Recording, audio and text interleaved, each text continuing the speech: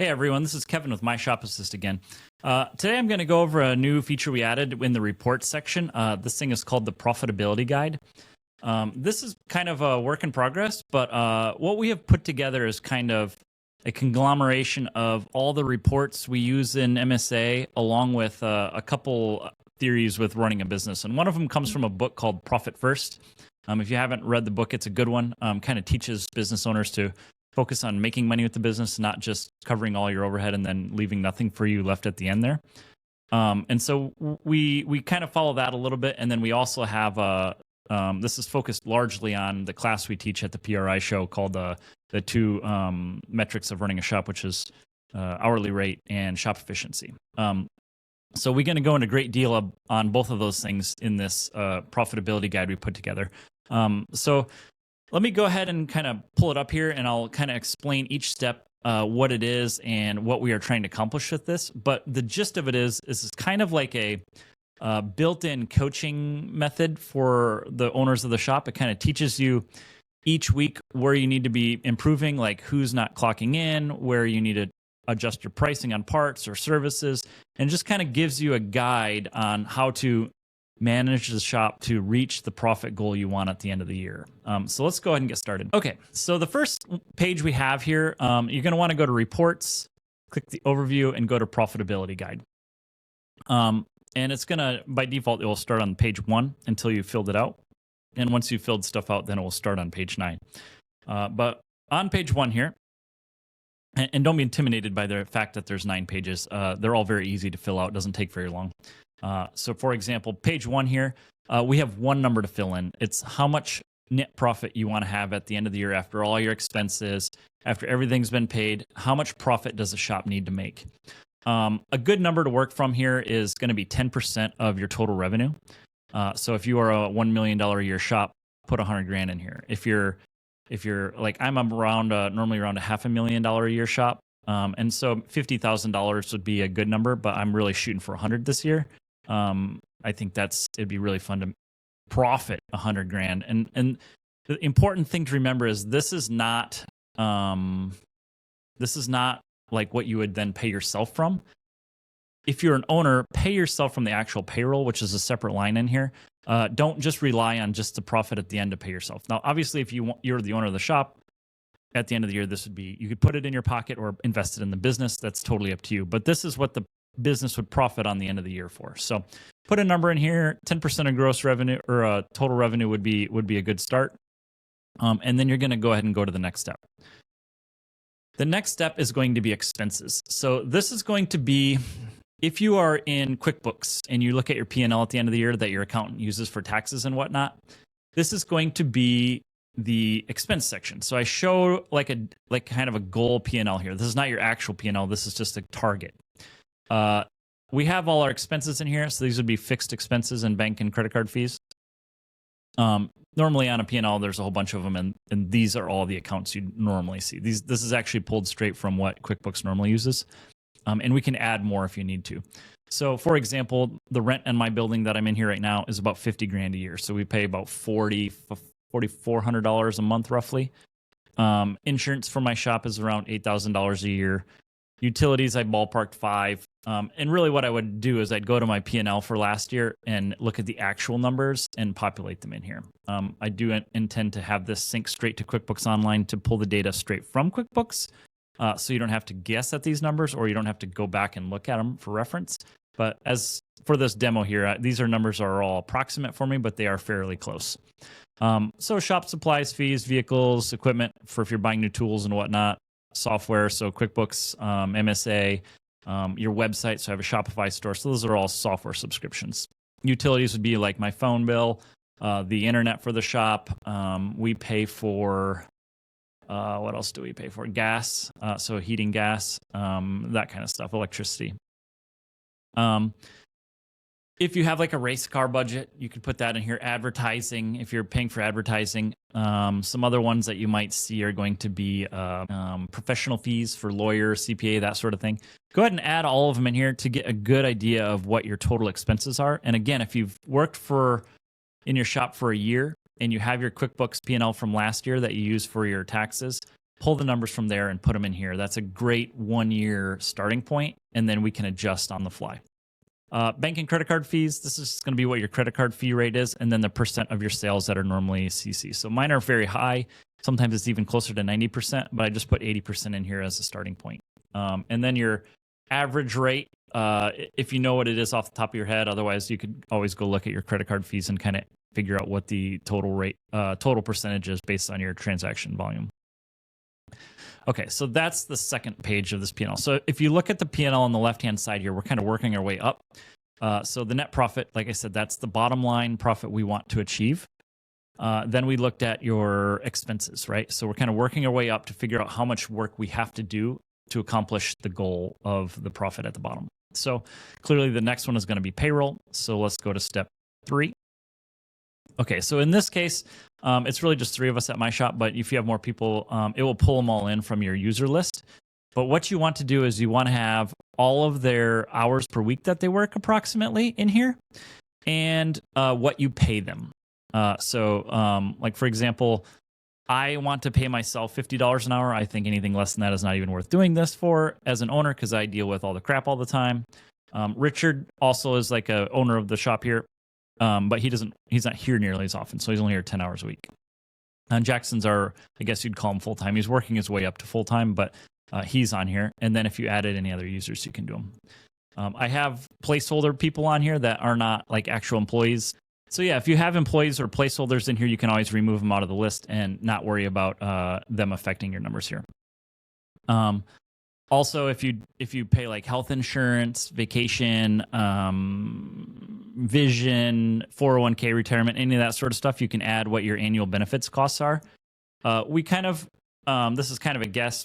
It's not a guess, but your payroll side, your business owner payroll side of the taxes for all these employees is around 8 to 10%. So I put 10% in here just to kind of make a high number. It's always better if it comes under lower, but we ballpark at 10. Again, this entire thing is not meant to be exact. It's meant to be round, so you don't need to be down to the dollar amount. You know, if you're within $100 or $1,000, it should be close enough to get to the goal we're after, which is really how much work you need to be doing, and then guide you to make those numbers each week.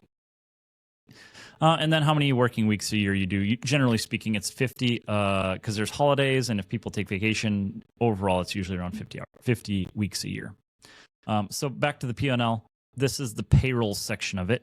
Our next tab is the gross profit the shop needs to earn to reach our goal of our profit, covering all our expenses and covering our payroll. So for my shop being a 1.5 man total hour shop, we need to hit about $376,000 a year in gross profit. And the gross profit is going to come from part sales profit and labor revenue. So again, looking up at this P&L here, we have the cost of goods sold is going to be next based on our part sales. So let's go to the next tab. We have our parts is going to be, I want to ballpark what parts margin we get every year. I'm going to ballpark 25. I think that's kind of high for performance parts, but if you do a mix between performance and general repair, the general repair stuff is going to be much, much higher than that. So we do also show you right next to it what your current year-to-date parts margin is. So I'm going to target 25, and I've been under that. So I've been using this report the last month to gradually raise the prices of my parts so that way I'm hitting the target I need for the gross margin. Because this makes a big difference because you can do a lot of parts volume, and if you're only making 5 to 10% on it, it winds up being just a tiny fraction of your gross profit, and that's a problem. So what we're going to do is use this target here, and it will flag parts that are under that margin for us. The parts to labor ratio, again, this is going to be looking at like previous year's numbers, but what happens is in like say a $10,000 job, 5,000 of its parts, 5,000 of its labor, you would have a 1-to-1 parts to labor ratio. And then if after every job you take in, that might shift, right? So since I've kind of done more e-commerce stuff, those sales will have parts but no labor. So that's going to keep moving my parts to labor ratio up as more parts sales. But when I'm just doing straight, like a car comes in and working on it, they're almost always a 50-50. So it'd be a 1-to-1 ratio. So I can see my year to date is trending more up towards more parts because of that e-commerce. But I'm going to leave it at here just because I want to try to keep the labor higher. And so what this calculates is, here's how much in part sales we need to make. The required parts profit is 75 grand. And that helps us reach the gross profit of $376,000. 75 is going to come from parts, 301 from labor. So the next step is going to be our hourly rate for our employees. Okay, so page 6. Understanding your hourly rate. This is the labor part of the P&L. This is a super important, I think this is probably the most important page to understand. Each employee on here is going to have the hours a week that they're working. So we put that in on your payroll tab here to kind of estimate how much money they're costing us. So now we're going to figure out how much money they can make. So we have 38 hours a week. I am the owner operator, I guess you could say. So I am working on cars, but not nearly as often because I have Jackson doing most of it for me. So my efficiency should be fairly high because I should be working on stuff at the shop, which means tracking time on, overhead time or working on cars or pushing cars around or whatever it might be. I need to track time on it. So I want to have a higher efficiency, but the productivity is going to be lower because not everything I do is billable. So if everything I did was billable, like I was just in the shop slamming on cars all day long, I would have a very high productivity, but I do not. So my year-to-date total is actually 38. Also, my hours a week is much lower than that too. But Jackson, again, he's new. I'm trying to get his productivity up to 75%. Right now, I'm targeting 60. Currently, he's at 53. So we're improving week to week. I know last week he did hit 75, but this is a year-to-date average, and he's at 53 right now. So we're working towards that goal. Using this report, it helps out figure out where he's at. Okay, so we've got our 3 technicians or 3 people that do billable hours work at productivity. If you are not a person that works on cars, your productivity would be 0. So if you're an admin or parts person, productivity is 0. Efficiency can be high, but productivity is 0. But you want to put everybody that works in the shop on this thing because they all contribute to the success of the shop. They all use time. So we're using a resource, which is their time. And they're going to, if somebody's working on the parts department for a larger shop, they do work for the projects just indirectly. And so they should be considered in your hourly rate here. So once we've kind of figured out how much productivity we need from each person, this is going to spit out how much we can actually achieve in revenue. Assuming we work those hours, we reach this productivity goal, and this is how much revenue we can do per person. And when we total that up, it's 383,000, which is higher than 309 or whatever we wanted to achieve. And so we can reach our goal with this. So the amount of labor we can achieve with our targets is above what our revenue is, or our revenue goal is. So our total shop productivity is 47%. Right now, currently, we're actually above that. We're at 51. And let's say if as Jackson improves here, I'm going to increase his productivity target, and that will increase his the shop's target productivity as well. Okay, and then so at the bottom of this thing, I have the hourly rate for the shop. So based on the number of hours we are targeting to work and the amount of money we spend on overhead, payroll, and the profit we need, this shows you where it all goes. So if I'm charging $200 an hour, 50 of that is for our overhead. That's rent, all those expenses that we put on page 2. All of that is this red section per billable hour that we can accomplish. The yellow section is payroll. So all the time that everybody tracks gets divided out among the billable hours we do. So $93 an hour goes to payroll out of our $200 an hour. And then the profit we wanted at the end of the year is this top section. So as long as we stay above $196 an hour with the billable hours we can accomplish, we will reach our target here. So this is kind of how this works. And if you move it down, it will show you like, hey, if you're at $150 an hour, we're only making $6 an hour billable profit, which is super tiny, right? So we wanted to keep it at 200.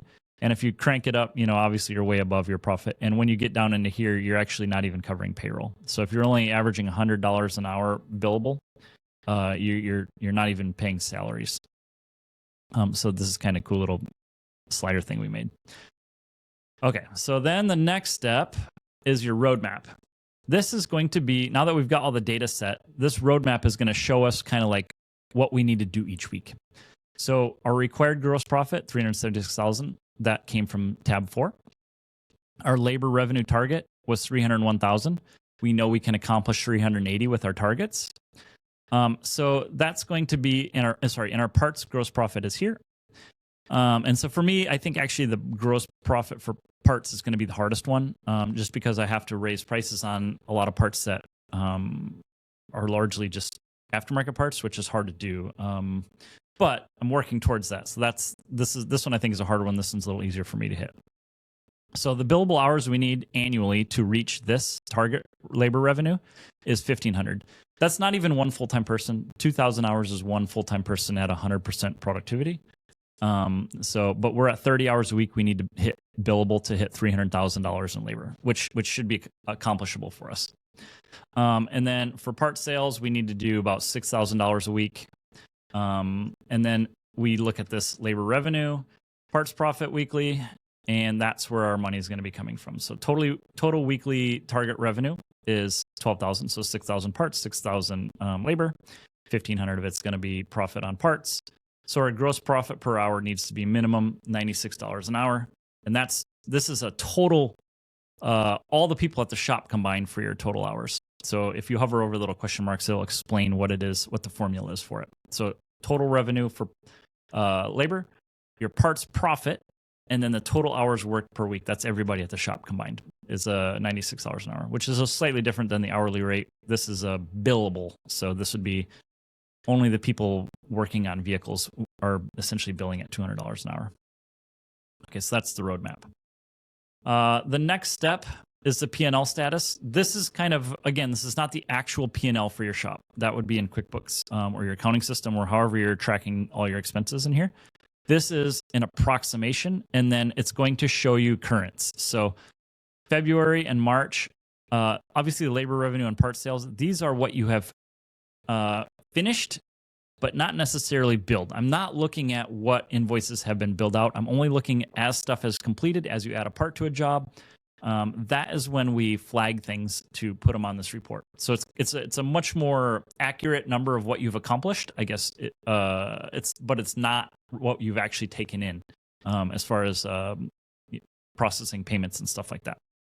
Because I think when you do the processing payment stuff, it makes your reports real jumpy. And I wanted a nice smooth, like, hey, I worked 8 hours today, even though I didn't get paid for it. I finished that task. I want to show 8 hours of productivity done on that day. And that's what we're doing here. So the month of February, you can see the numbers, the month of March. And this kind of gives you what you did last month versus what you did this month and how it's progressing. And then the last one, this is the most important one. This is what you should be checking basically every couple days.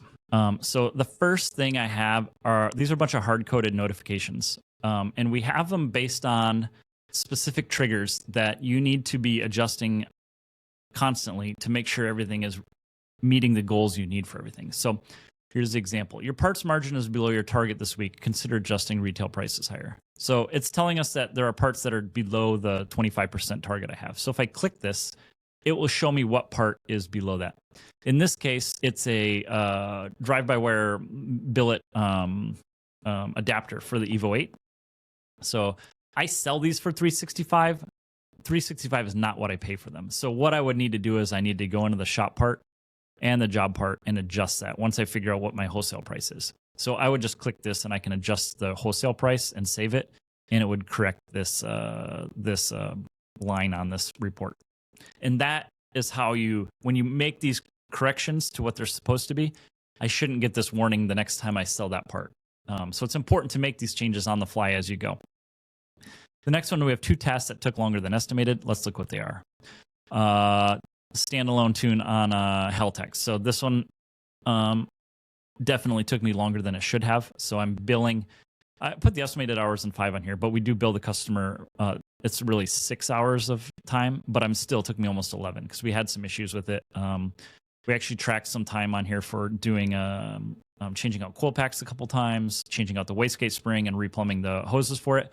But all that stuff was on this job. But I know that in future, I did actually already go and adjusted the amount for this stuff already. But raising the estimated hours and raising the price on this is basically the solution to it. Because I spent 11 hours on this task and it wasn't enough. I was down into the like $100 and some odd an hour at that point, which is not worth it for tuning. Tuning should be the most profitable thing we do because it's on the most expensive piece of equipment I have. Dyno 3 pulls, again, this is the same sort of thing. We spent an hour and a half doing this, and we were only charging for one, right? So like already went in and edited this. I made it a full $300 an hour, which is an hour and a half of estimated time. It was $175, which was my old hourly rate for 1 hour. So I nearly doubled the price of it. But again, I made the changes on this so that way I can fix it for future instances of it. So I'm not undercharging on stuff. Okay, the next one in here, you have 3 fixed price tasks with low hourly gross revenue. So what that means is, again, same sort of thing with engines here. So long block. This one is most eye-opening to me. I just completely forgot about it for years, and I've been charging so far under this, it's ridiculous. So putting an engine in a car, assembling a long block in here, it takes like 10 hours to fully assemble a long block because I'm cleaning everything in the ultrasonic tank. I'm hand washing all the parts. I'm assembling it, making it look really pretty. I'm not just kind of slapping it together with whatever's in the box. So I'm 10 hours into a long block assembly, bolting the head down, putting all the belts on, ultrasonic cleaning every single part, nut and bolt. 10 hours at $200 an hour needs to be $2,000, right? So this is telling me I was charging $1,300, and I need to be charging $2,000 to reach my my gross revenue amounts. So I did that after realizing how badly I was screwing myself on all these engines. I clicked the shop task and see I already adjusted it. I left the estimated hours the same because I'm pretty much always in that point, but the price went from $1,375 up to $2,000, and that's much closer to where it should be. Same thing with the standalones. This one should be $2,000. I know the next one won't take me 11 hours to do, but at the same time, even if it's 6 hours, I'm barely making enough where it's worth it. So I've already adjusted all these now, but this is what you want to do. You want to look at these numbers here and then make your adjustments on the fly. And then the last two are related to technicians and clocking in and clocking out. So I can click this. Remember, we put the goals for what we want for efficiency. And then you come in here and like, hey, me and Jackson are below our efficiency. Well, it's because I'm not starting my timers on tasks as well as I should be doing. And so that's just a process at the shop that you just need to get everybody used to. And same thing for the people not clocking in enough, right? So I said I'm going to work 38 hours a week.